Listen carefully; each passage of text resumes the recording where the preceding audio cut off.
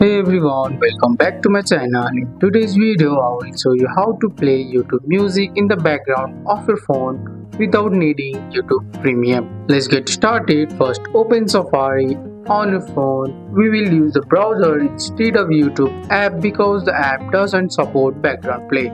In Safari, go to www.youtube.com, search for the music video or playlist you want to listen to. Next, tap the A icon in the top left corner of Safari and select Request Desktop Site. This makes YouTube behave like it's on a computer while allows background play. Tap play on the video, make sure it start playing in the browser. Go to the home screen, you will notice the music stopped. Don't worry, we will fix that in the next step. Swipe down from the top right corner of your screen to open Control Center.